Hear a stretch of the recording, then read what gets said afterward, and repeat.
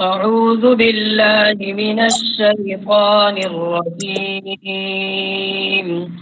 بسم الله الرحمن الرحيم.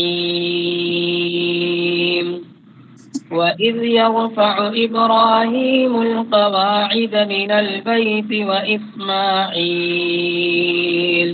ربنا تقبل منا إنك أنت السميع العليم ربنا واجعلنا مسلمين لك ومن ذريتنا أمة مسلمة لك وأرنا مناسكنا وتب علينا إنك أنت التواب الرحيم ربنا وابعث فيهم رسولا منهم يتلو عليهم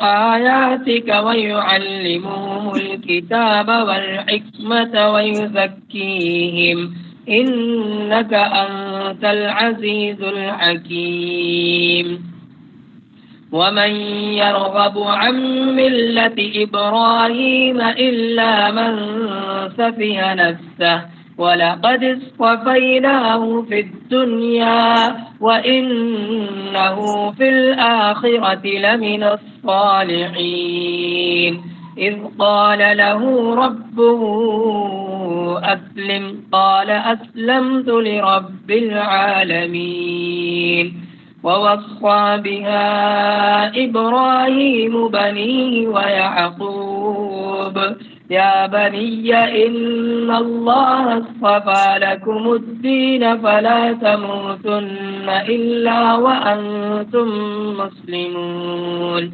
أم كنتم شهداء إذا حضر يعقوب الموت إذ قال لبنيه ما تعبدون من بعدي قالوا نعبد إلهك وإله آبائك إبراهيم وإسماعيل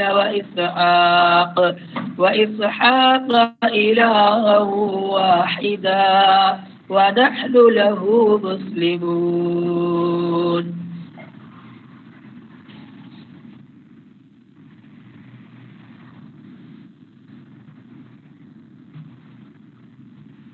اوکے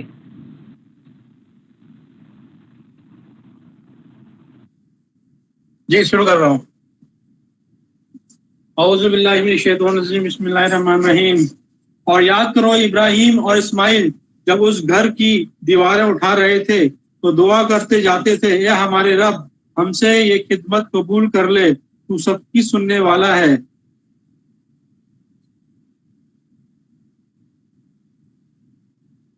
اے رب ہم دونوں کو اپنا مسلم بنا, ہماری نسل میں سے ایک ایسی قوم اٹھا جو تیری مسلم ہو, ہمیں اپنی عبادت کے طریقے بتا اور ہماری کوتاہیوں کو معاف کر, تو بڑا معاف کرنے والا اور رحم کرنے والا ہے. اور اے رب ان لوگوں میں خود انہی کی قوم سے ایک ایسا رسول اٹھانا جو انہیں تیری آیتیں سنائے, ان کو کتاب اور حکمت کی تعلیم دے اور ان کی زندگیاں سنوارے, تو بڑا زبردست اور حکمت والا ہے. اور کون ہے جو ابراہیم کے طریقے سے نفرت کرے جس نے خود اپنے آپ کو بے وقوفی اور جہالت میں ڈال دیا ہو, اور اس کے سوا کون یہ حرکت کر سکتا ہے. ابراہیم تو وہ شخص ہے جس کو ہم نے دنیا میں اپنے کام کے لیے چن لیا تھا اور آخرت میں اس کی گنتی صالحین میں ہوگی. اس کا حال یہ تھا کہ جب اس کے رب نے اسے کہا مسلم ہو جا تو اس نے فوراً کہا میں قیامت کے مالک کا مسلم ہو گیا. اسی طریقے پر چلنے کی ہدایت اس نے اپنی اولاد کو کی تھی اور اسی کی وصیت یعقوب اپنی اولاد کو کر گیا. اس نے کہا تھا کہ میرے بچوں اللہ نے تمہارے لیے یہی دین پسند کیا ہے, اس لیے مرتے دم تک مسلم ہی رہنا.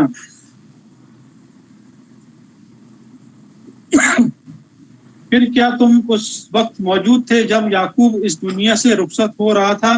اس نے مرتے وقت اپنے بیٹوں سے پوچھا، بچوں میرے بعد تم کس کی بندگی کرو گے؟ ان سب نے جواب دیا، ہم اسی ایک خدا کی بندگی کریں گے جسے آپ نے اور آپ کے بزرگوں ابراہیم، اسماعیل اور اسحاق نے خدا مانا ہے، اور ہم اسی کے مسلم ہیں۔ جی شیخ صاحب ہو گیا۔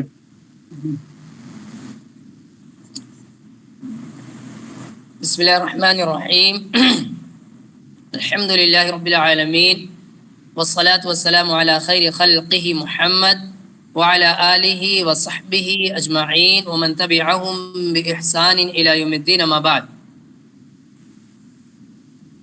یہ سورہ بقرہ کی آیت نمبر 127 سے 133 تک کا خلاصہ آپ لوگوں کے سامنے رکھنا ہے۔ پہلی آیت میں اللہ رب العالمین نے ابراہیم علیہ السلام اور اسماعیل علیہ السلام کے ذریعے خانہ کعبہ کی تعمیر کا ذکر کیا ہے۔ خانہ کعبہ جب یہ دونوں بنا رہے تھے تو وہ اس وقت یہ کیا کہہ رہے تھے، اس بات کا اللہ نے ذکر کیا، اور یہاں ہمیں اور آپ کو یہ سبق بھی دیا گیا کہ ہم جب کوئی نیکی کریں تو نیکی کے قبول ہونے کی دعا بھی کریں۔ جب ہم کوئی نیکی کریں، ثواب کا کوئی کام کریں، تو اس کام کے کر جانے کے بعد یہ دعا کریں کہ اے میرے رب اسے قبول کر لے۔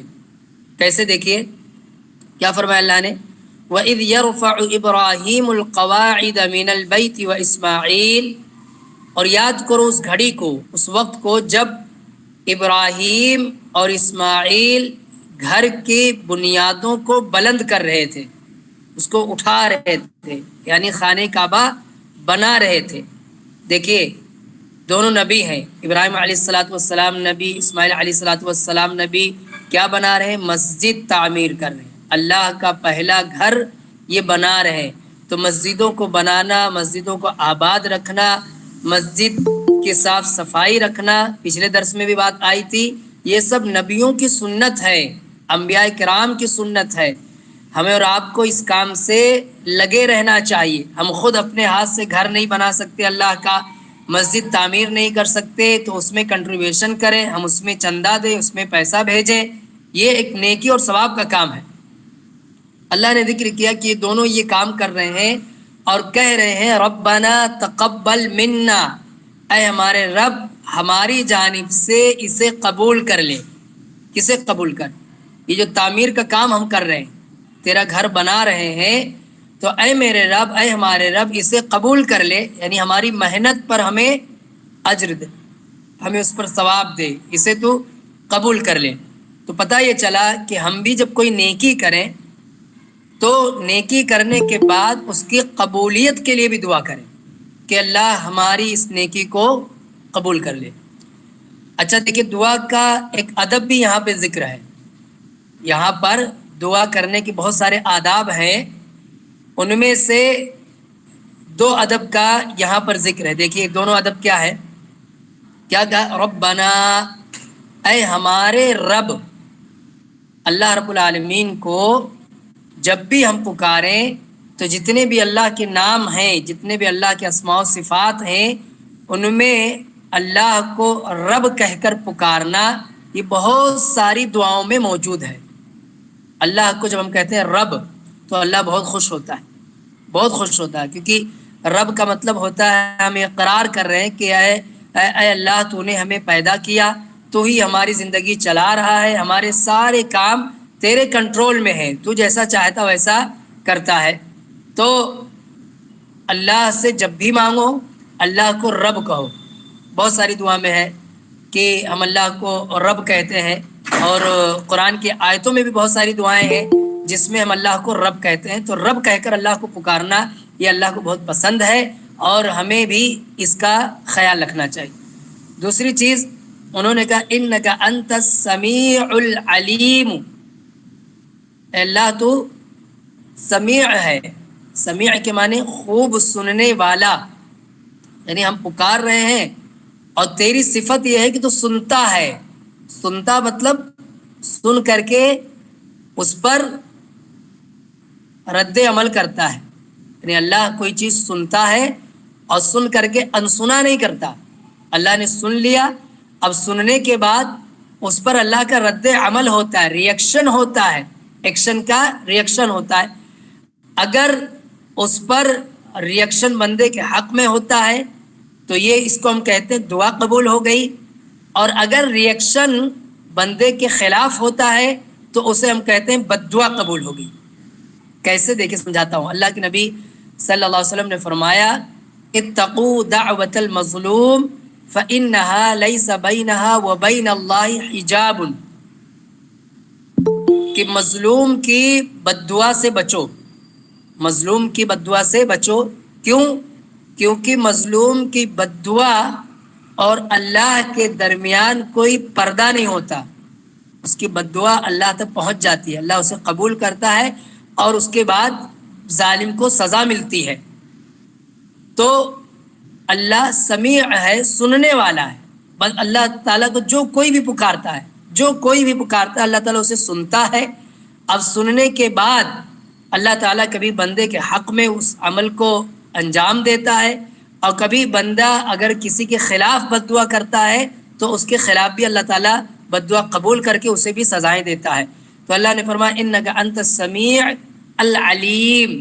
اللہ تو علیم ہے. علیم کے معنی خوب جاننے والا، اچھی طرح سے جسے کسی بات کا علم ہو.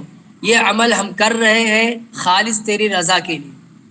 ہم بیت اللہ خانہ کعبہ بنا رہے ہیں کس کے لیے؟ تجھے خوش کرنے کے لیے، اور اس بات کو تو جانتا ہے. یہ علم کا مطلب ہوا کہ اللہ جانتا ہے. ہم جو بھی نیکی کرتے ہیں ہاں وہاں ہمیں اخلاص کی فکر کرنی چاہیے کہ ہم نیکی کر کیوں رہے. خالص اللہ کی رضا کے لیے کریں گے تو اس میں ہمارا فائدہ ہے، اور وہ عمل اللہ کے یہاں قبول ہوگا. اور اللہ کی رضا کے لیے نہیں کرتے ہیں، دل میں ریاکاری ہے، دکھاوا ہے، کوئی اور چیز ہے، تو یہ چیز ہمارے لیے وبال بن جائے گی، ہمارے لیے سزا کا ذریعہ بنے گی. آگے دیکھیں پھر بالکل ویسے ہی ملتی جلتی دعا اللہ نے فرمایا. رب ابراہیم علیہ السلام اور اسماعیل علیہ السلام کی دعا اللہ نے ذکر کیا ربنا وجعلنا مسلمین لک، کہ ایک دعا یہ بھی کی انہوں نے کہ اے ہمارے رب ہمیں تیرا فرما بردار بنائے رکھ. مسلمین، مسلم کے معنی فرما بردار، یعنی جو حکم دیا جائے اس کو کرے. یہ دونوں نے کیا کہا کہ ہمیں تیرا فرما بردار بنائے رکھ، یعنی تو جو بھی حکم دے اس پر ہم عمل کر جائیں، اس بات کی ہمیں توفیق دے. تو دو چیزیں ہمیں سیکھنے کے لیے ملی. عمل کرنے سے پہلے عمل کی توفیق، عمل کرنے سے پہلے عمل کی توفیق مانگنا کہ اللہ مجھے اس نیک عمل کی توفیق عطا فرما. یہ بھی اللہ سے مانگتے رہنا چاہیے. اے اللہ مجھے قرآن مجید کا درس اٹینڈ کرنے کی توفیق عطا فرما. یہ مانگنا چاہیے اللہ سے، تاکہ پھر کوئی دوسری چیز رکاوٹ نہ بن پائے. اللہ اسے قبول کر لے تو ہم کنٹینیو یہ نیکی کا عمل کر سکیں. اور عمل ہو جانے کے بعد اے اللہ اسے قبول کر لے، اس بات کی بھی دعا کرنا. تو عمل سے پہلے دعا توفیق کی، اور عمل کے بعد دعا قبولیت کی. یہ دیکھیے نبیوں سے ثابت ہے. ابراہیم علیہ السلام دعا کر رہے ہیں، اسماعیل علیہ السلام دعا کر رہے ہیں ربنا وجعلنا مسلمین لک، اے ہمارے رب ہمیں تیرا فرما بردار بنائے رکھ. فرما بردار مطلب جو تو نے حکم دیا جو کرنا ہے اسے کرنے کی توفیق عطا فرما، جن چیزوں سے روک دیا اسے دور رہنے کی توفیق عطا فرما. ومن ذریتنا امۃ مسلمۃ لک، اور ہماری ذریت میں سے، ہماری نسل میں سے بھی ایک جماعت کو تیرا فرما بردار بنائے رکھ، یعنی ہماری اولاد بھی تیری فرما بردار رہے. وَأَرِنَا مَنَاسِكَنَا وَتُبْ عَلَيْنَا، اور ہمیں تیری عبادت کے طریقے، عبادت کی شکلیں، یہ ساری چیزیں سکھا. وَتُبْ عَلَيْنَا، ہماری توبہ قبول فرما، ہماری توبہ قبول فرما. یہ ابراہیم اور اسماعیل جیسے انبیاء دعا کر رہے ہیں کہ ہمارے رب ہماری توبہ قبول فرما. کیا پتہ چلا کہ توبہ کرتے رہنا چاہیے، توبہ کی قبولیت کی دعا بھی کرتے رہنا چاہیے. اللہ تعالیٰ کے نبی محمد صلی اللہ علیہ وسلم، ہم سب کے پیارے نبی، آخری نبی، صحابہ کہتے ہیں کہ دن میں اللہ کے نبی 100 مرتبہ استغفار کرتے تھے، استغفر اللہ استغفر اللہ استغفر اللہ استغفر اللہ، یہ پڑھا کرتے تھے پیارے نبی صلی اللہ علیہ وسلم۔ ہم اور آپ سے بہت سارے گناہ کے کام ہوتے رہتے ہیں، ہمیں بھی کثرت سے اللہ سے معافی مانگنا چاہیے۔ انبیاء معصوم عن الخطا ہے، چاہے وہ ابراہیم علیہ السلام ہو، اسماعیل علیہ السلام ہو، دیگر انبیاء ہو یا محمد صلی اللہ علیہ وسلم، انبیاء کرام سے گناہ نہیں ہوتے، گناہ کے کام نہیں ہوتے۔ اللہ نے انہیں محفوظ رکھا ہے، انہیں معصوم رکھا ہے کہ ان سے گناہ کے کام نہیں ہوتے۔ کسی کام کا اللہ نے انہیں حکم دیا، انہوں نے اس کو توڑ دیا ہو، ایسی کوئی بات نہیں ملتی۔ تمام انبیاء کرام معصوم عن الخطا ہیں، ان سے گناہ کے کام نہیں ہوتے۔ البتہ خلاف اولا کام، خلاف اولا کام یہ انبیاء کرام سے بھی بسا اوقات کبھی کبھار سرزد ہوئے ہیں، جس پر انہوں نے اللہ تعالیٰ سے توبہ کی ہے، اللہ تعالیٰ سے معافی مانگی ہے، اور اللہ تعالیٰ نے انہیں معاف کیا ہے۔ اللہ تعالیٰ نے ان کی معافی کا ذکر بھی کیا ہے کہ اللہ نے انہیں معاف کر دیا۔ جیسے آدم علیہ السلام کے بابت ذکر ملتا ہے، ہم نے اور آپ نے شروع میں پڑھا کہ انہیں ایک درخت کے پھل کھانے سے اللہ نے منع کیا تھا، انہوں نے اس درخت کو کھا لیا، اس کے بعد انہوں نے اللہ تعالیٰ سے توبہ کی، اللہ نے ان کی توبہ قبول کر لی، اور ان کی توبہ قبول کرنے کے بعد ان کو بہت بڑا اعلیٰ مقام دیا۔ وہ ابو البشر ہے، ہم سب کے باپ ہیں، ہم سب کے دادا ہیں آدم علیہ السلام۔ ایسے ہی آپ دیکھیں کہ حضرت نوح علیہ السلام نے اپنے بیٹے کے لیے انہوں نے اللہ سے دعا کر دی اور یہ کہا کہ اللہ میرا بیٹا ہے، یعنی اسے غرق ہونے سے بچا لے، تو اللہ تعالیٰ نے وہاں ٹوک دیا کہ یہ تمہارے اہل میں سے نہیں ہے۔ تو اس طرح کی جو باتیں قرآن میں ملتی ہیں انبیاء کے تعلق سے کہ فلاں نبی نے یہ کیا، فلاں نبی نے یہ کیا، یا یونس علیہ السلام جو اپنے علاقے سے نکل پڑے اور نکل کر چلے گئے، بعد میں مچھلی کے پیٹ میں پہنچ گئے، وہاں سے انہوں نے اللہ کو پکارا، ان سے انبیاء کی شان میں کوئی فرق نہیں پڑتا ہے۔ انبیاء کرام کی شان میں ان سے کوئی فرق نہیں پڑتا، وہ سب بھی بشر تھے، انسان تھے، خلاف اولا کام کبھی ان سے اگر ہوئے بھی ہیں تو سب معفو عنہ ہیں۔ معفو عنہ کا مطلب سب معاف ہیں، اس پر انہیں کوئی سزا نہیں، اس پر ان کی کوئی پکڑ نہیں، اس پر انہیں کوئی اللہ کی طرف سے کوئی سرزنش نہیں، سب معاف ہے، اللہ تعالیٰ نے سب معاف کر دیا ہے۔ لہذا ہمیں ان پر ٹپڑی کرنا یا ان کے بابت کسی بھی طرح کی منفی سوچ رکھنا، نیگیٹو تھنکنگ رکھنا، یہ ہمارے لیے جائز و درست نہیں ہے۔ انبیاء تو انبیاء، صحابہ کرام کے بارے میں بھی ہم ایسا نہیں سوچ سکتے، صحابہ کرام کا بھی ایک بہت بڑا مقام مرتبہ ہے، ان کے تعلق سے بھی ہم نہیں سوچ سکتے۔ اب سوال آتا ہے پھر انبیاء نے دعا کیوں کی؟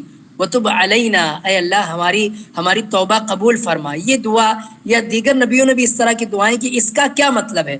اس کا مطلب ہوتا ہے کہ ہم بشر ہیں، ہم سے لغزش ہوئی، وہ ٹھیک ہے، اللہ نے ہماری لغزش کو، ہماری توبہ کو قبول کر لیا، پھر بھی بندے کے اندر یہ صفت ہونی چاہیے کہ وہ اللہ سے اس پر معافی مانگتا رہے، کنٹینیو اللہ سے معافی مانگتا رہے، اس پر اللہ سے توبہ کرتا رہے، اس پر اللہ سے استغفار۔ اللہ کے نبی کے بارے میں نے بتایا کہ 100 مرتبہ تو استغفار کیا کرتے تھے۔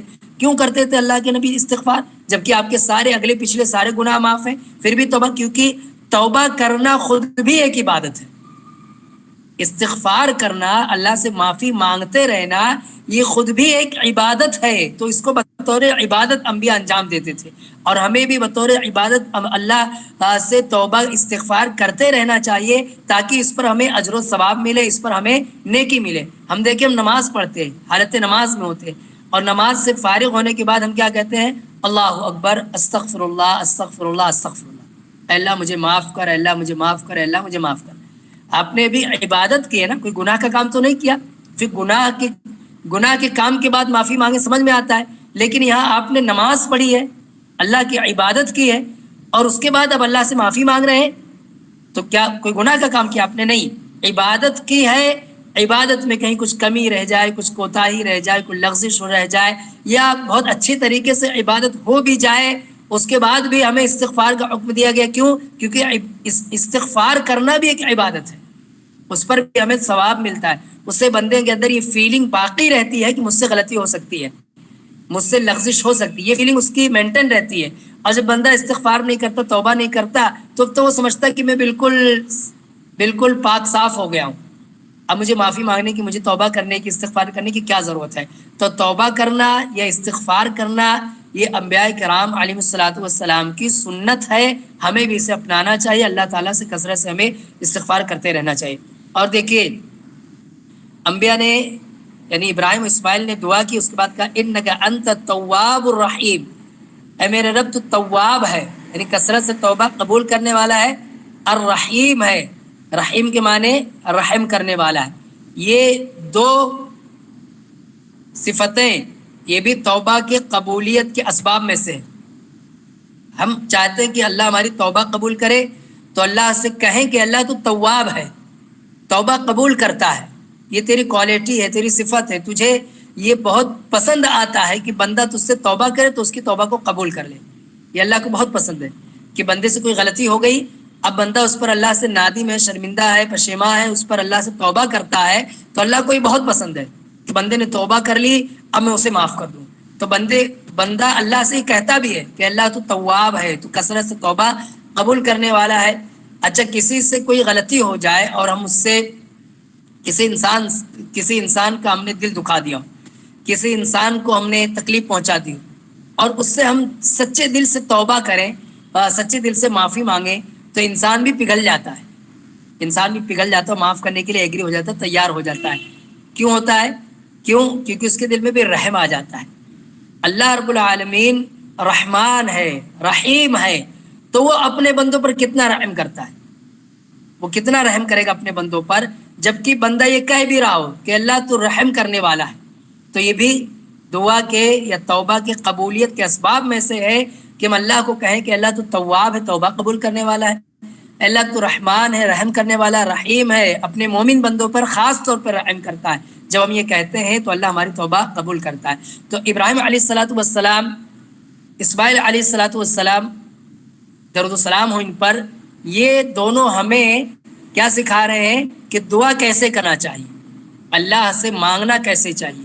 یہ انبیاء ہمیں یہ سکھا رہے ہیں۔ اللہ تعالیٰ نے اس کا قرآن میں ذکر کیا کہ دونوں نبی کیسے دعا کرتے تھے، یہ طریقہ تھا ان کا کہ اللہ سے جب مانگتے تھے تو کہتے تھے اللہ تو سمیع ہے، سننے والا ہے، تو علم والا ہے، اے اللہ تو توبہ قبول کرنے والا ہے، اے اللہ تو رحم کرنے والا ہے۔ اس طرح سے وہ اللہ سے مانگا کرتے تھے۔ ہمیں اور آپ کو یہ سیکھنے کے لیے ملا۔ آگے دیکھیں ایک اور بہت پیاری دعا انہوں نے دعا کی، ربنا وبعث فیہم رسولا منہم یتلو علیہم آیاتک، اے ہمارے رب انہی میں سے ایک رسول بھیج۔ یہ ابراہیم اور اسماعیل کی دعا ہے کہ ان لوگوں میں یعنی مکے میں جن لوگوں کو آباد کیا ابراہیم علیہ الصلوۃ والسلام نے، ان کے لیے دعا کر رہے ہیں کہ انہی میں سے ایک رسول بھیج جو کیا کرے، یتلو علیہم آیاتک، تیری آیتوں کو ان پر پڑھ کر سنائے، یعنی قرآن کی آیتیں پڑھ کر سنائے، ایک کام۔ وَيُعَلِّمُهُمُ الْكِتَابَ، انہیں کتاب سکھائے، دوسرا کام۔ والحکمہ، انہیں حکمت سکھائے، تیسرا کام۔ وَيُزَكِّيهِمْ، ان کا تزکیہ کرے، چار کام۔ یہ چوتھا کام ہو گیا۔ یہ کس نے دعا کی؟ ابراہیم علیہ السلام نے اور اسماعیل علیہ السلام نے یہ دعا کی اللہ سے کہ مکے میں خانہ کعبہ کے آس پاس جن لوگوں کو ہم نے آباد کیا ہے، اے ہمارے رب انہی میں سے ایک رسول بھیج جو یہ چار کام کرے، ان پر تیری آیتیں پڑھے، انہیں کتاب سکھائے، انہیں حکمت سکھائے اور ان کا تزکیہ کرے، یہ چار کام۔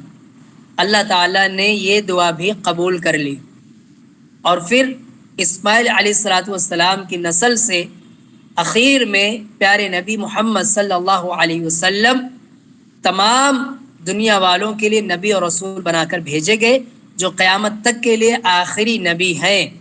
یہ دعا اللہ تعالیٰ نے قبول کر لی۔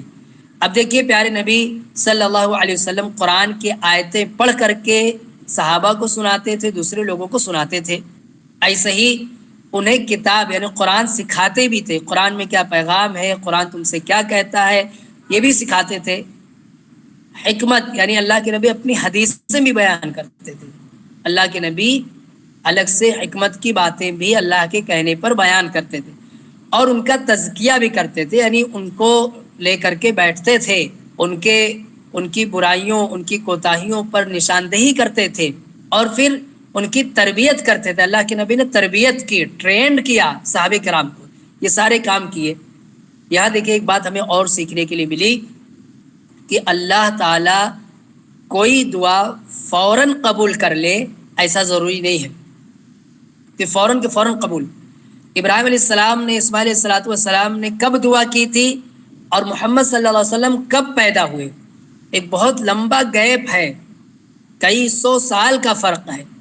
اس کے بعد محمد صلی اللہ علیہ وسلم آئے. تو ہم بھی کوئی دعا کرتے ہیں تو اس کا مطلب نہیں کہ ہم نے آج دعا کی آج شام تک وہ کام ہو جائے. کبھی کبھی اللہ تعالیٰ اس دعا کو قبول بھی کر لیتا ہے اور وہ چیز ہمیں چند مہینوں بعد، چند سالوں بعد یا کئی سالوں کے بعد ملتی ہے، کیونکہ اس کا اس وقت ہی آنا بہتر ہوتا ہے. اس لیے ہمیں اللہ سے مایوس نہیں ہونا چاہیے، ہمیں انتظار کرنا چاہیے. ایک چیز اور ہمیں سیکھنے کے لیے ملی کہ قرآن کی تلاوت کرنا یہ بھی ایک نیکی کا کام ہے. ابراہیم علیہ السلام نے یہ دعا کی کہ ایسا نبی بھیج جو ان پر قرآن کی تلاوت کرے، یعنی قرآن پڑھنا، قرآن سیکھنا، سکھانا، اس کے لیے ابراہیم علیہ الصلوۃ والسلام نے دعا کی تھی. یہ اتنا نیکی کا کام، بہت ساری نیکیوں کا ذکر آ رہا ہے. دیکھیے مسجد بنانا، قرآن کی تلاوت کرنا، اللہ سے توبہ کرنا، اللہ سے مانگنا، یہ ساری چیزیں یہ انبیاء کے کام ہیں جو ہمیں اور آپ کو سکھائے جا رہے ہیں کہ ہم بھی یہ سب کام کریں. آگے اللہ نے فرمایا کہ انہوں نے کیا کہا، انک انت العزیز الحکیم، کہ اللہ تو غالب ہے، حکمت والا ہے. یہ بھی دیکھیے کیا خوب دعا کی ہے ابراہیم اسماعیل علیہ السلام نے کہ ہر دعا میں اللہ کی صفتوں کا ذکر کیا ہے، اور ایسی صفت جو اس دعا کی قبولیت کا سبب بنے کہ یہ دعا تو قبول کر لے. دیکھیں پہلی دعا میں کیا، پہلی دعا میں جب کہا کہ ایک گھر بنا رہے ہیں اس کو قبول کر، تو کہا انت السمیع العلیم، تو سمیع سننے والا ہے، علم والا ہے. دوسری دعا میں کہا تو تواب ہے اور رحم کرنے والا ہے. اب یہاں کہہ رہے ہیں تو غالب ہے، انک انت العزیز، عزیز کے معنی غالب، یعنی جس کا کنٹرول چلتا ہے، تو اس سے بڑھ کر کوئی ہے نہیں. تو تیرے لیے کوئی مشکل کام نہیں، کوئی مشکل کام نہیں کہ تو کسی کو بھیج دے، ان میں بھیج دے. اور حکیم حکمت والا ہے، یعنی کب بھیجنا ہے، حکمت. اللہ تعالیٰ کوئی بھی کام کرتا ہے تو حکمت سے کرتا ہے، ایسے ہی نہیں، اللہ کا ہر کام حکمت بھرا ہوتا ہے. کب بھیجنا ہے، کسے نبی بنانا ہے، ہاں یہ سب تو جانتا ہے. تو اس کے حساب سے اے اللہ تو ان میں نبی بھیج، یعنی تو یہ کر بھی سکتا ہے اور کیسے اچھے انداز میں کر سکتا ہے، یہ ساری کوالٹی تیرے پاس ہے. تو اے اللہ تو اس کام کو اچھے ڈھنگ سے، اچھے طریقے سے کر سکتا ہے، تو اے اللہ تو ایسا کر. یہ انہوں نے دعا کی، کس نے، ابراہیم علیہ السلام نے. اسی لیے دعا کے آداب میں سے ایک ادب یہ ہے کہ جب ہم اللہ سے مانگیں تو پورے یقین کے ساتھ مانگیں، ایسا ڈاؤٹ کر کے نہیں، شک کر کے نہیں کہ اللہ تو یہ دے سکتا ہے تو مجھے دے دے، نہیں. اے اللہ تو یہ دیتا ہے اور مجھے دے دے. اے اللہ تو غالب ہے، یعنی تیرا ہی کنٹرول ہے، تو مجھے یہ چیز دے دے. اے اللہ تو سنتا ہے، تو سن سکتا ہے نہیں، تو سنتا ہے، تو میری دعا سن لے. اے اللہ تو وہاب ہے، تو لوگوں کو اولاد دیتا ہے، تو مجھے بھی اولاد دے دے. اس طرح سے اللہ سے دعا کرنا چاہیے. اللہ کے نبی صلی اللہ علیہ وسلم نے فرمایا کہ اللہ تعالیٰ اس دعا کو قبول بھی نہیں کرتا جو غافل دل سے کی جاتی ہے، یعنی جس دل میں یقین نہیں ہوتا، بس ایسے اللہ سے مانگ رہا ہے، یقین نہیں ہوتا، تو اللہ اس دعا کو قبول بھی نہیں کرتا ہے. ہمیں جب بھی مانگیں، اللہ سے جو بھی مانگیں، ہم اپنے رب سے مانگ رہے ہیں، اس کی عظمت، اس کی شان کا ذہن میں خیال رکھتے ہوئے مانگیں. ہم مانگ کس سے رہے ہیں، ہم مانگ رہے ہیں رب سے جو سارے آسمان و زمین کا رب ہے، پوری کائنات جس کے کنٹرول میں، جس کی بادشاہت، جس کی حکمرانی ہر شے پر ہے. اب اس سے مانگتے ہوئے ہمیں یہ نہیں دل میں آنا چاہیے کہ ہمیں مل بھی سکتا، نہیں بھی مل سکتا، نہیں. ہم مانگیں اور پورے یقین سے مانگیں، اللہ کی مرضی، اللہ کی حکمت، اللہ اسے فوراً دے دے، کچھ دنوں بعد دے، یا اللہ اسے آخرت کے لیے ذخیرہ کر دے، وہ اللہ کی مرضی. لیکن ہم مانگنے میں کسر نہ چھوڑیں. اللہ نے آگے فرمایا وَمَن يَرْغَبُ عَن مِّلَّةِ إِبْرَاهِيمَ إِلَّا مَن سَفِيَ نَفْسَهُ، کہ ابراہیم کے دین سے، ابراہیم کے طریقے سے صرف بے وقوف ہی غافل ہو سکتا ہے. یہ بھی ابراہیم علیہ السلام کی تعریف ہے کہ جس راہ پر ابراہیم تھے اس راہ سے ہٹ جانا یہ صرف اور صرف بیوقوفوں کا کام ہے. یعنی اصلی دین ابراہیم علیہ الصلوۃ والسلام اسی پر تھے اور اسی پر باقی رہنا یہی اصل دین ہے. اصل میں یہ بات کیوں کہی جا رہی ہے اس کی وجہ بتاؤں میں کہ لوگوں نے ابراہیم علیہ الصلوۃ والسلام کے تعلق سے یہ بات پھیلا دی کہ ابراہیم یہودیت پر تھے. کچھ لوگوں نے کہا یہ ابراہیم کرسچن تھے, کچھ لوگوں نے کہا ابراہیم صابی تھے, الگ الگ باتیں لوگوں نے کہیں. لیکن اللہ تعالیٰ نے کہا کہ ابراہیم علیہ الصلوۃ والسلام یہ اسلام پر تھے. دین اللہ کے نزدیک صرف ایک ہی قابل قبول ہے, وہ کون سا دین؟ دین اسلام. ان الدین عند اللہ الاسلام, اللہ کے نزدیک ایکسیپٹیبل دین کون سا ہے؟ اسلام ہے. اور یہی تمام نبیوں کا دین رہا ہے. آدم علیہ الصلوۃ والسلام سے لے کر محمد صلی اللہ علیہ وسلم تک تمام نبیوں نے اسی دین کا پرچار کیا, اسی دین کی باتیں لوگوں کو بتائی. ہاں الگ الگ نبی کے زمانے میں عبادت کے طریقے الگ الگ تھے, کچھ مسائل الگ الگ تھے, وہ ضمنی طور پر یا یہ کہیے کہ کچھ چیزوں میں الگ الگ تھا, لیکن توحید ایک تھی, آخرت پر یقین ایک, فرشتوں پر یقین ایک, یہ ساری چیزیں بالکل سیم ہیں. تھوڑی تھوڑی چینجنگ تھی جو وہ دور گزر جانے کے بعد دوسرے نبی کے آنے کے بعد کچھ اور چینجنگ ہوئی. جیسے میں نے پہلے بھی بتایا تھا کہ موسیٰ علیہ الصلوۃ والسلام کی شریعت میں پاکی کا ذریعہ یہ تھا کہ اگر کپڑے پر نجاست لگ جاتی ہے تو اس کو دھلنے سے پاک نہیں ہوگا, بلکہ اس کو کیا کرنا پڑے گا؟ کاٹنا پڑے گا. ایسی جنگ ہوتی تھی, مال غنیمت ملتا تھا, تو وہ مال غنیمت یہ تقسیم نہیں ہوتا تھا, بلکہ ایک آگ آتی تھی اور اس مال غنیمت کو جلا دیتی تھی یا اوپر اٹھا لے جاتی تھی, یہ طریقہ تھا. لیکن محمد صلی اللہ علیہ وسلم کی شریعت میں کیا ہوا کہ اس مال کو لوگوں میں تقسیم کر سکتے ہیں. ایسا ہی پیارے نبی صلی اللہ علیہ وسلم کی شریعت میں یہ ہے کہ پوری زمین مسجد ہے, یعنی جہاں کہیں بھی آپ چاہیں صاف صفائی ہو تو وہاں نماز پڑھ سکتے ہیں, وہاں آپ اللہ کی عبادت کر سکتے ہیں. جبکہ پہلے کی شریعت میں, بہت ساری شریعت میں یہ گنجائش نہیں تھی, ایک پرٹیکولر ایک جگہ تھی, وہیں آ کر کے آپ اللہ کی عبادت کر سکتے ہیں. تو اس طرح کی چیزیں الگ الگ تھیں, لیکن دین کی بنیادی تعلیمات وہ اسلام میں شروع سے لے کر اب تک ایک ہی رہی ہے, اور اسی کو فالو کرنے والے لوگ ہی کامیاب رہے.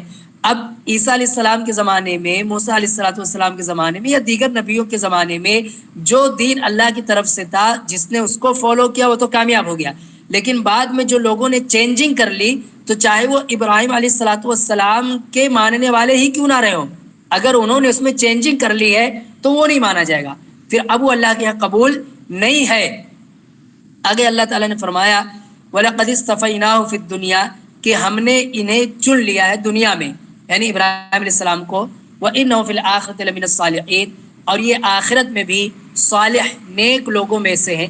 یعنی ابراہیم کی دنیا اور آخرت دونوں سنور گئی.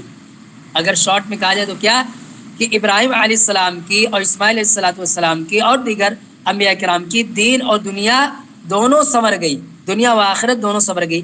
اب اللہ نے فرمایا ایسا کیوں ہے, خاص طور پہ ابراہیم کا اللہ نے یہاں ذکر کیا کہ ایسا کیوں ہے کہ ابراہیم کی دنیا و آخرت دونوں سنور گئی.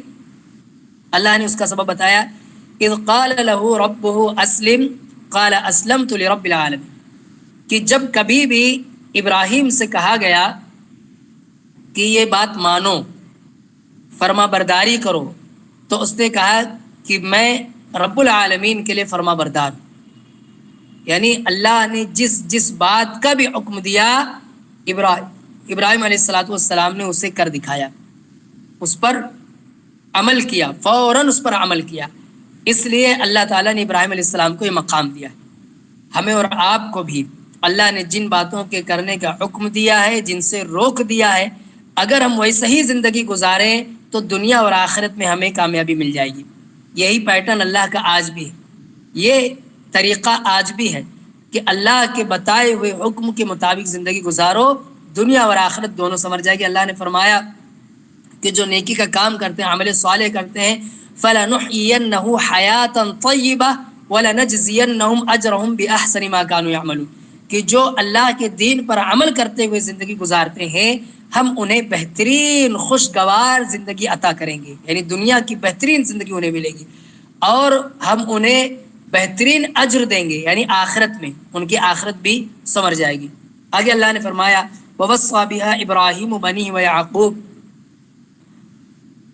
کہ ابراہیم نے اور یعقوب نے اپنے بیٹوں کو بھی یہی نصیحت کی، یعنی اسے دین پر چلنے کی نصیحت کی، اور اللہ تعالیٰ نے ان کے لیے تمہارے لیے اس دین کو، یعنی انہوں نے اپنے بچوں سے یہ کہا کہ اللہ نے تمہارے لیے اس دین کو پسند کیا ہے، فلا تموتن الا وانتم مسلمون، تم جب بھی مرنا تو ایسی حالت میں مرنا کہ تم مسلمان رہو۔ اب دیکھیے یہ بہت بڑی نصیحت ہے کہ جب بھی مرنا ایسے مرنا کہ تم مسلمان رہو۔ اب یہ کیسے پاسبل ہے؟ یہ پاسبل تب ہے جب آدمی ہر حال میں اسلام کو فالو کرے، ہر حال میں اسلام پر عمل کرتا ہو، اسلام کی تعلیمات پر عمل کرتا ہو، دین پر چلتا ہو، گناہوں سے بچتا ہو، عبادتیں کرتا ہو، تو جب بھی موت آئے گی وہ دین پر آئے گی، اسلام پر آئے گی۔ لیکن اگر وہ یہ سوچ کے رکھا ہے کہ ابھی تو چلو چاہے جیسی زندگی گزر جائے، بعد میں توبہ کر لوں گا، تو بات کا کوئی بھروسہ ہے؟ کیا پتہ کب موت آ جائے، اور جب موت آئے گی تو اسلام کی حالت میں نہیں آئی، یعنی اسلام کو فالو کرتے ہوئے آدمی نہیں مرے گا۔ پتہ چلا آدمی کی موت ہو گئی، چہرے پر اس کے داڑھی نہیں، پیارے نبی کی سنت کو چھلواتا تھا، پیارے نبی کی سنت سے اس کو لگاؤ نہیں، اس کی موت آ گئی تب تک نمازوں کا پابند نہیں، اس کی موت آ گئی وہ مختلف قسم کے گناہوں میں لت پت تھا، اس نے توبہ ہی نہیں کی۔ تو اس وصیت پر، ابراہیم کی اس وصیت پر اگر ہمیں بھی عمل کرنا ہے تو اس کا طریقہ کیا ہے کہ ہم آج ہی سے بلکہ ابھی سے پورے دن کو اپنائیں اور اس کو فالو کرتے رہیں، اس پر عمل کرتے رہیں، تاکہ جب بھی موت آئے تو اسلام پر آئے۔ یہ طریقہ ہے، ورنہ ہم اس کو چھوڑے رکھیں گے اور سوچیں گے ہمیں موت سے کچھ دنوں پہلے توفیق مل جائے گی اور پھر ہم اللہ کے دین پر چلیں گے، تو یہ بہت بڑی حماقت ہے، یہ ابراہیم کا طریقہ نہیں۔ دیکھیے اللہ نے کتنے صاف لفظوں میں کہا کہ جو ابراہیم کے طریقے کو چھوڑ دے وہی لوگ بیوقوف لوگ ہیں، یہ بیوقوفی ہوگی، حماقت ہوگی۔ ہم اس سے اپنے آپ کو بچائیں، اس سے اپنے آپ کو باہر نکالیں، اس غلط فہمی سے کہ ہمیں مرنے سے پہلے بتا دیا جائے گا کہ اب تمہاری موت آنے والی ہے اور تم توبہ کر لو۔ نہیں، ہم میں سے کسی کی موت کبھی بھی ہو سکتی ہے، لہٰذا پورے دین پر ہم چلنے کی فکر کریں اور پورے دین پر چلیں۔ آگے اللہ نے فرمایا ام کنتم شہداء اذ حضر یعقوب الموت، کہ کیا تم اس وقت تھے جب یعقوب کی موت ہوئی، اذ قال لبنیہ ما تعبدون من بعدی، جب انہوں نے کہا اپنے بیٹوں سے کہ میرے بعد کس کی عبادت کرو گے، تو انہوں نے کہا نعبد الہک و الہ آبائک ابراہیم و اسماعیل و اسحاق الہ واحدہ، کہ ہم اپنے باپ دادا ابراہیم، اسماعیل، اسحاق کے معبود کی عبادت کریں گے، یعنی الہ واحدہ، ایک اللہ کی ہم عبادت کریں گے۔ یہ کس نے کہا؟ ابراہیم، یعقوب علیہ السلام نے اپنے بیٹوں سے جب یہ وصیت کی، ان سے پوچھا کہ تم میرے بعد کس کی عبادت کرو، تو انہوں نے یہ کہا کہ ہم ایک اللہ کی عبادت کریں گے۔ اس آیت سے ہمیں یہ سبق ملتا ہے کہ ہم اپنے بچوں کو توحید کا علم دیں، ایک اللہ کی عبادت، ایک اللہ سے مانگنا، ایک اللہ سے شفا طلب کرنا، ایک اللہ سے روزی مانگنا، ایک اللہ کو مشکل کشا جاننا، یہ ساری چیزیں صرف اور صرف اللہ کے لیے خاص کریں، اور اپنے دلوں میں ہر حال میں اللہ ہی سے مانگنے کی تڑپ پیدا کریں، اپنے دلوں میں بھی، اپنے بچوں کے دلوں میں بھی۔ اپنے بچوں کو اللہ سے جوڑے، کسی اور کی درگاہ سے، کسی اور کی مزار سے نہیں، اللہ سے جوڑے، ہر معاملے میں اللہ سے جوڑیں کہ بیٹا یہ چیز تمہیں اللہ دے گا، بیٹا یہ چیز تمہیں اللہ دے گا، ہر بات اللہ سے۔ یہاں تک کہ اللہ کے نبی صلی اللہ علیہ وسلم نے فرمایا تم میں سے جب کسی کے جوتے کا تسمہ ٹوٹ جائے، تسمہ یعنی فیتا جو ہم اس میں باندھتے ہیں، اور وہ مانگنا ہو تو بھی اللہ سے مانگیں۔ کیا مطلب اس کا مطلب یہ ہے کہ آدمی کا یہ عقیدہ رہے کہ چھوٹی سے چھوٹی چیز بھی ہمیں اللہ کے اجازت سے ہی ملتی ہے، اللہ کی اجازت سے ملتی ہے، ورنہ ہم اس کے بھی مالک نہیں، ہمیں وہ چیز بھی نہیں مل سکتی اگر اللہ نہ چاہے۔ تو ہمیں باتوں باتوں میں اپنے بچوں کو اللہ سے جوڑنا چاہیے، اللہ کی قدرت، اللہ کی عظمت اپنے بچوں کے دلوں میں بٹھانا چاہیے۔ ہاں، کسی خوف، ڈر، بیماری، کسی بھی وقت اللہ کی توحید کا ذکر کرنا چاہیے کہ بیٹا اللہ نے چاہا تو شفا ہو جائے گا، اللہ سے مانگو ٹھیک ہو جاؤ گے، اللہ سے مانگو اچھے نمبر آئیں گے۔ اس طرح کی ہمیں باتیں کرنا چاہیے تاکہ ہمارے بچوں کے دلوں میں اللہ کی توحید بیٹھے اور اللہ ہی کی عبادت وہ کریں۔ اللہ نے آگے فرمایا وَنَحْنُ لَهُ مُسْلِمُونَ کی یہ انبیاء یعنی یعقوب علیہ الصلوۃ والسلام کے بیٹوں نے کہا وَنَحْنُ لَهُ مُسْلِمُونَ کہ ہم اسی ایک اللہ کے فرما بردار رہیں گے. یہ آیت یہ بھی ایک رد ہے، رد یعنی ڈیفینس ہے.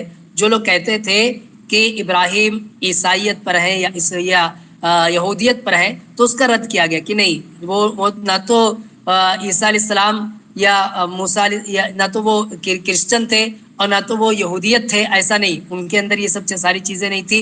وہ خود بھی اور ان کے بیٹے بھی یہ سب کے سب ایک اللہ کی عبادت کرنے والے تھے. اس بات کا اس میں جواب دیا گیا ہے. تو یہ آج کے درس میں ابراہیم علیہ الصلوۃ والسلام، ان کے بیٹے اور ان کے نسل کے دیگر لوگوں کا ذکر آیا اور ان کی توحید کا ذکر آیا. خاص طور پر ان کے دلوں میں جو اللہ کے لیے جو ادب، جو احترام، جو اللہ کی عظمت، یہ ساری چیزیں جو موجود تھے ان کا ذکر آیا. ایک مرتبہ سرسری طور پہ پھر سے پڑھ دوں کہ آج کے درس سے ہمیں کیا سیکھنے کے لیے ملا. تو دیکھیں، پہلے ہمیں یہ سیکھنے کے لیے ملا کہ ہم مسجد سے اپنا خاص تعلق پیدا کریں. مسجد کی تعمیر کرنے میں، مسجد کی صاف صفائی کرنے میں، مسجد میں چندہ دینے میں، مسجد کا سیٹ اپ چلانے میں ہم اپنا خاص تعاون پیش کریں. یہ اللہ تعالیٰ کے انبیاء کی سنت رہی ہے. دوسری بات، ہم نیکی کرنے سے پہلے اس کے انجام دینے سے پہلے توفیق طلب کریں اور اس کو انجام دینے کے بعد اس کی قبولیت کے لیے بھی دعا کریں. یہ بھی ہمیں سکھایا گیا. ایسے ہی ہمیں ایک چیز یہ سیکھنے کے لیے ملی کہ ہم اپنے ساتھ ساتھ اپنی اولاد کے لیے بھی فکر کریں، اپنی اولاد کے لیے بھی دعا کریں، ان کی دنیا کے لیے بھی، ان کی آخرت کے لیے بھی دعا کریں اور ان کی دنیا بنانے کے لیے بھی کوشش کریں، ان کی آخرت بنانے کے لیے بھی کوشش کریں. یہ ہمیں سیکھنے کے لیے ملا. خاص طور پہ دیکھیے ابراہیم علیہ السلام نے دعا کی کہ اے میرے رب، اس شہر کو امن و امان والا بنا اور اس شہر میں غلہ جات پیدا کر، اس شہر والوں کو غلہ جات ادا کر، یعنی پھل فروٹس ادا کر. آج آپ جا کر دیکھیں مکے میں ہر طرح کی نعمتیں وہاں میسر ہیں. یہ ابراہیم علیہ الصلوۃ والسلام کی دعا کا نتیجہ ہے. تو ہمیں بھی اپنے بچوں کی خوشحال زندگی کے لیے دعا کرنا چاہیے، ان کی آخرت کے لیے بھی دعا کرنا چاہیے جیسا ابراہیم علیہ الصلوۃ والسلام نے دعا کی. ایسے ہی قرآن کی تلاوت ہمیں کرنا چاہیے، ہمیں کتاب سیکھنا چاہیے. کتاب یعنی قرآن مجید ہمیں سیکھنا چاہیے، اس کا پیغام ہمیں جاننا چاہیے، ہمیں حدیثیں سیکھنی چاہیے. ہمیں اللہ سے دعا کرتے وقت اس کے صفات کا، اس کے اسماء یعنی اس کے مختلف ناموں کا ذکر کرنا چاہیے تاکہ ہماری دعائیں قبول ہو سکیں. ہمیں یہ بات اچھی طرح سے سمجھنا چاہیے کہ ابراہیم علیہ الصلوۃ والسلام نے قدم قدم پر اللہ کے رضا کے لیے قربانیاں پیش کی، اس لیے اللہ تعالیٰ نے انہیں اتنا بڑا مقام و مرتبہ عطا کیا. ایسے ہی ہمیں یہ بھی سیکھنے کے لیے ملا کہ ہمیں ہر حال میں ہمیں دین کو فالو کرتا رہنا چاہیے تاکہ ہماری جب بھی موت آئے تو اسلام پر ہماری موت آئے. ایسے ہی ہمیں یہ بھی سیکھنے کے لیے ملا کہ ہمیں اپنے بیٹوں کو اچھی وصیتیں کرنا چاہیے، اچھی نصیحتیں کرنی چاہیے. جیسا کہ یعقوب علیہ السلام نے اپنے بیٹوں سے بلا کر کے ان سے پوچھا کہ میری بات کس کی عبادت کرو گے، تو انہوں نے کہا کہ ہم صرف اور صرف ایک اللہ کی عبادت کریں گے. تو ہمیں بھی اپنے بچوں کے دلوں میں اللہ کی توحید پیدا کرنا چاہیے. یہ ساری باتیں آج کے درس میں سیکھنے کے لیے ملی. اللہ سے دعا ہے اللہ تعالیٰ ہم سبھی کو دین پر عمل کرنے کی توفیق عطا فرمائے اور ہمارے بچوں میں بھی دینی جذبہ پیدا فرمائے، ہم سب کے دل میں توحید پیدا فرمائے. آمین. تقبل یا رب العالمین. والسلام علیکم ورحمۃ اللہ وبرکاتہ.